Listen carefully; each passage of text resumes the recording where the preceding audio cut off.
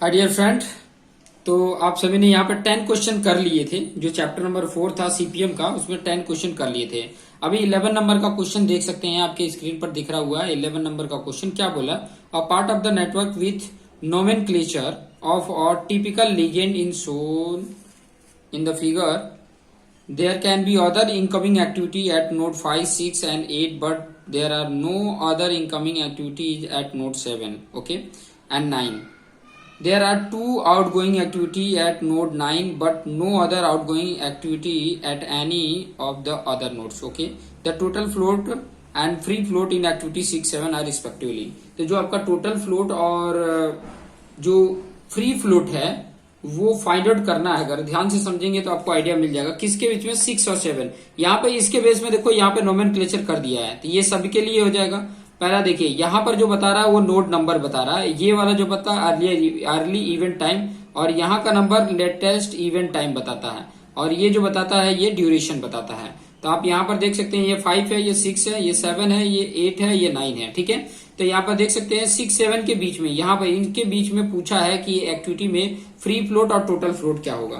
तो मैं total float के बारे में यहाँ पे बता दूं, और एफटी से टोटल फ्लोट करते हैं, और ये कैसे फाइंड आउट होता है, एलएसटी माइनस ईएसटी। अब एलएसटी क्या होता है, ईएसटी क्या होता है, ये चीजें ऑलरेडी मैंने समझाया है। अगर नहीं समझ में आया है तो जो एक प्लेलिस्ट में सीपीएम करके प्लेलिस्ट होगा, उसमें 2 ही वीडियो हैं। तो इसमें न्यूमेरिकल वाला जो वीडियो है ना, उसको आप देखिए, आपको आसानी से समझ में आ जाएगा, क्योंकि पूरा डिटेल में उसको एक्सप्लेन करके बताया है। तो यहाँ पर देखेंगे तो इसका एलएसटी वैल्यू कितनी होगी, एलएसटी वैल्यू और ईएसटी वैल्यू कितनी होगी, ठीक है। एलएसटी और पहले तो अर्ली इवेंट टाइम सबका लिख लेते हो आप, बेटर रहेगा, ठीक है। यहाँ पे 2 आ रहे हैं, तो यहाँ पे देखेंगे 8 है, 8 प्लस 14 कितना हो जाएगा 22, और यहाँ पे 9 प्लस 12 कितना हो जाएगा 21, ठीक है। 9 प्लस 12 21, तो बड़ा कौन सा है 22, तो 22 ऊपर आ जाएगा, ठीक है। फिर उसके बाद से यहाँ पर भी 2 आ रहे हैं, यहाँ पे 20 प्लस 12 अगर करते हैं, 20 प्लस 12 तो 32 होगा, और यहाँ 22 प्लस 7 करते हैं, मतलब 32 यहाँ पर आ जाएगा, ठीक है। आई थिंक 34 आना चाहिए, 30, क्योंकि ये लास्ट वाला सेम होना चाहिए, क्योंकि ये जो 34 है वो 34 इतना आना चाहिए, क्योंकि लेट इवेंट टाइम जितना है उतना ही आना चाहिए। कहाँ मिस्टेक हो रहा है, ओके। 8 14 कर रहा है तो 22 सही है, 9 12 कर रहा है तो 21 तो सही है, ठीक है। चलिए कोई बात नहीं, यहाँ पर 7 ऐड करेंगे 29 होगा, यहाँ पर 32 आ रहा है, ओके कोई बात नहीं।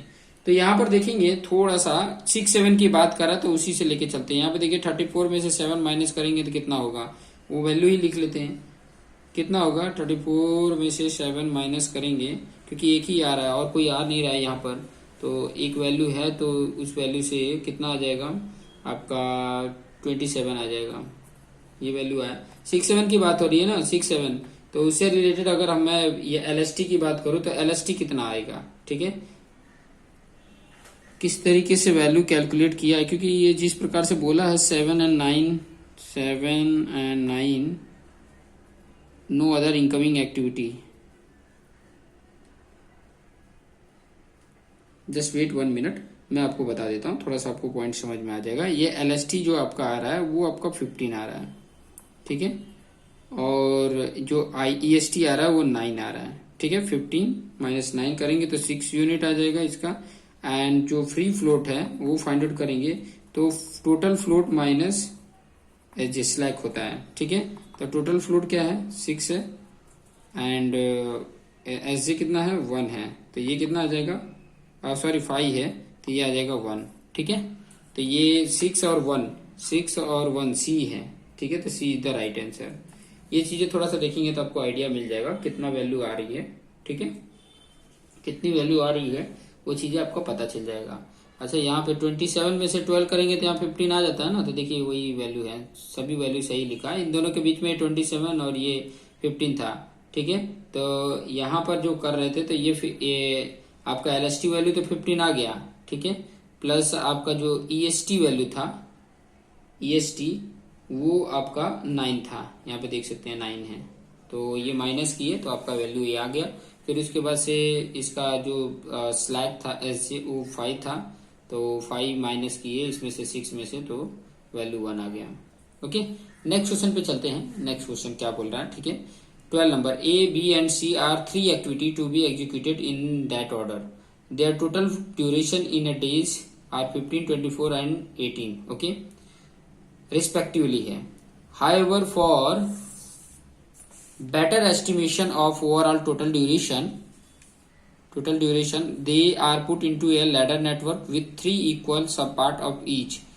The modified total duration for total completion of all activities will be, क्या होगा. ठीक है, तो ये चीजें तो ऑलरेडी आपको आइडिया है. यहाँ पर टोटल ड्यूरेशन सभी के लिए ए बी सी जो भी एक्टिविटी है, ए एक्टिविटी बी और सी एक्टिविटी है, उनका मतलब ड्यूरेशन दिया हुआ है. 15 है, 24 और 18 है, दिया हुआ लिखा हुआ है. ठीक है, फिर उसके बाद से आपको जो पूछा है, the modified total duration for total completion of all activities will be, तो क्या होगा. ठीक है, इसकी बात कर रहे हैं.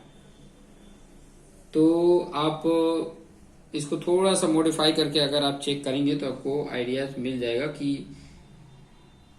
क्या बात कर रहा है. क्योंकि मतलब ये जो एक्टिविटी है वो टोटल कंप्लीट करके कई सारे एक्टिविटी को मिला के ये ए है, कई सारे एक्टिविटी बी को मिला रहा है, कई एक्टिविटी सी को मिला रहा है, फिर उसके बाद से ये कंप्लीशन आ रहा है. ठीक है, तो इसका कंप्लीट कितना आ जाएगा, तो इसका कंप्लीट आ जाता है 35 डेज. 35 डेज आ जाता है. ठीक है, 35 डेज लैडर टाइप में इस तरीके से बना हुआ है. वो चीजें थोड़ा सा देखेंगे तो आपको आइडिया मिल जाएगा. बस कुछ ऐसे क्वेश्चन को हमें थोड़ा याद भी रखने पड़ते हैं, तो जरूरी होता है. ठीक है, चलिए नेक्स्ट क्वेश्चन पे आ जाते हैं. 30 नंबर का क्वेश्चन. 30 नंबर का क्वेश्चन आपके स्क्रीन पर है, ये है 30 नंबर का. इसमें बोला है कि क्रिटिकल पाथ एक्टिविटी का बताना है. तो क्रिटिकल पाथ सीधा सीधा आप जैसे मैं आपको टेक्निक बताऊं वही टेक्निक लेके चलिएगा. यहाँ पर देखेंगे तो एक ही एक्टिविटी आ रही है, तो ये तो 6 हो जाएगा ऊपर, और यहाँ पर 2 आ रहा है, तो मतलब यहाँ से तो ये ऊपर 6 हो रहा है, ये 6 को 10, तो जो ज्यादा वाला होता है वो ऊपर लेते हैं. फिर यहाँ पर एक ही आ रहा है, तो 10 और 8 18 हो गया. यहाँ पे 2 आ रहा है, तो 6 to 8, और यहाँ 18 4 22 आ जाएगा. यहाँ पर 22 और 6, और ये 18 और 6 है, तो ये वाला ज्यादा होगा तो 28 आ जाता है. तो यहाँ 28 रखेंगे. मतलब किधर से गया देखिए, अब डायरेक्शन देखेंगे तो आपको आइडिया मिलेगा. यहाँ से आया, ये आया, फिर ये आया. ठीक है, फिर उसके बाद से किधर गया, ये वाला आया. फिर उसके बाद से यहाँ ये वाला ऐड करके ये आया ना, तो यहाँ गया. फिर बाद में ये आया. मतलब ADEFH, ADEFH. तो कौन सा राइट है, see the right answer, ADEFH. ठीक है, डायरेक्शन देखोगे किस तरीके से गया है, वैल्यू जो आ रही है कहाँ से आ रही है, तो आपको मिल जाएगा. ठीक है, 14 नंबर का देख लीजिए कि एक नेटवर्क है, suggested as shown in figure the number of errors incompatibility in this network. यहाँ पे एरर की बात किया है. तो आप देखेंगे अगर एरर से रिलेटेड अगर मैं बात करूं तो क्या एरर हो सकते हैं, एरर होगा तो क्या एरर हो सकता है, वो चीजें दिखा देते हैं. ठीक है, तो आपको आइडिया मिल सके एरर क्या हो सकता है. तो आपको मैं बता देता हूं एरर की अगर मैं बात करूं इसमें, तो अगर 1 से 6 देखेंगे, ध्यान से देखिए, ये 1 से अगर 6 देख रहे हैं, ठीक है, 1 से 6 है, फिर 1 से 4 और 3 से 6, ये जो 3 से 6 है ये रिडेंडेंट हैं, आपको दिख रहे हैं रिडेंडेंट. तो कितने हो गए, एक तो ये हो सकता है, एक ये हो सकता है, और एक ये हो सकता है. सॉरी, ये हो जाएगा, एक ये वाला और एक ये वाला और एक ये वाला. 3 है तो 3 एरर आ जाएंगे. ठीक है, नेक्स्ट है 15 नंबर का. विच one of the following project management technique is deterministic in nature.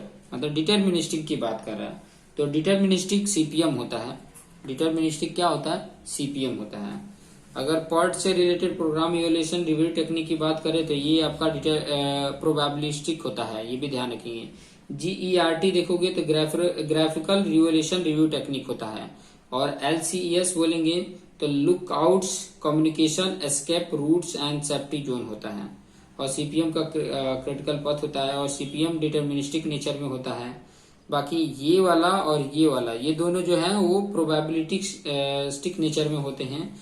और ये वाला जो होता है, ये वाला जो होता है, ये आपका होता है कि safety program use at every wild land fire, उसके लिए होता है. तो यहाँ पर डिटर्मिनिस्टिक की बात करा तो ये ऑप्शन राइट है. ओके, तो नेक्स्ट क्वेश्चन पे आ जाते हैं। 15 हो गया, 16 नंबर के क्वेश्चन पे आ जाते हैं। आपके स्क्रीन पर दिख रहा होगा 16 नंबर का क्वेश्चन, और 16 नंबर का क्वेश्चन क्या है वो क्वेश्चन को भी हम देख लेते हैं। ठीक है, 16 नंबर का क्वेश्चन आपके स्क्रीन पर दिख रहा है। 3 एक्टिविटी FGH है, 3 activity FGH are to be performed in set sequence and for the whole stretch of the project need 15, 21, 27 days respectively. If a ladder network is adopted with 1/3 of each activity as the laddered activity, the saving in total project time in a days will be कितना होगा, मतलब कितना saving हम कर सकते हैं इस project में। तो इस प्रोजेक्ट में सेविंग करने की बात कर रहा है, तो नॉर्मल टाइम रिक्वायर्ड कितना है। तो नॉर्मल टाइम रिक्वायर्ड जो दिया हुआ है 15, 21, 27, इन सबको ऐड कर देंगे तो नॉर्मल आपका आ जाएगा। नॉर्मल टाइम रिक्वायर्ड कितना हो जाएगा, ऐड कर दीजिए, तो ये आ गया आपका 63। ठीक है, उसके बाद से time required for ladder network. Ladder network के लिए कितने टाइम की जरूरत होती है, तो वो बोला है कि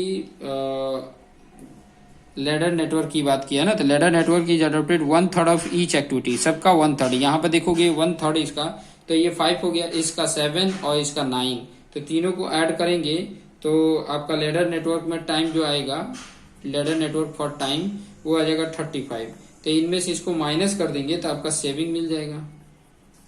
63 में से 35 माइनस कर दीजिए, कितना आता है आपका 24 आ जाएगा। तो 24 इज द राइट आंसर। ठीक है, इस तरीके से नॉर्मल टाइम अगर फाइंड आउट करोगे तो तीनों को ऐड कर देना। 1/3 बोला है इसका लेडर ईच के लिए, तो सब में 3 का डिवाइड करके सम कर दीजिए 35। फिर बाद में नॉर्मल टाइम रिक्वायर्ड में से लेडर टाइम जो आ रहा है उसको माइनस कर देंगे तो आपका सेविंग निकल जाएगा। यहाँ पर भी क्वेश्चन 17 नंबर का क्वेश्चन देखिए।